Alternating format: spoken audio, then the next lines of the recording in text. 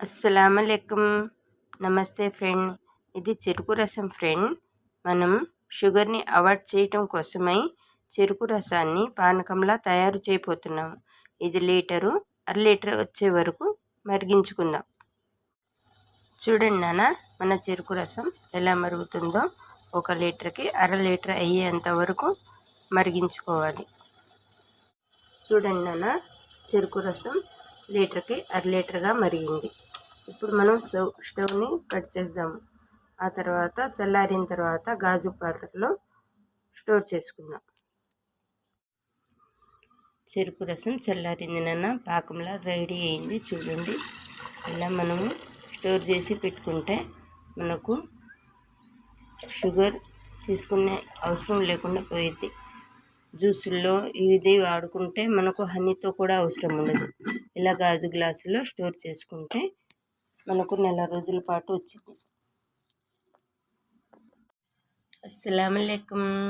నమస్తే friend. Welcome to Anjum channel.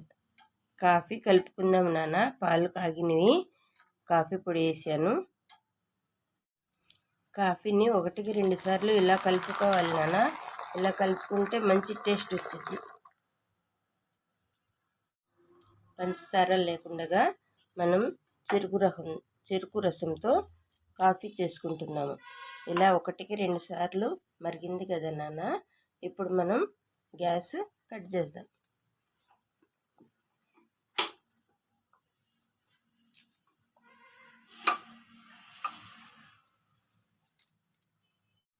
ఇప్పుడు మనం షుగర్ లేకుండా చెరుకు రసంతో కాఫీ పెట్టుకుంటున్నాం. చాలా టేస్ట్ ఉంటుంది నాన్న, సూపర్గా ఉంది. ఒకసారి మీరు కూడా వాడి చూడండి, హెల్త్కి చాలా మంచిది. అవును కదా, షుగర్ లేకుండా మనం ఇలా కాఫీ చేసుకుంటున్నాము.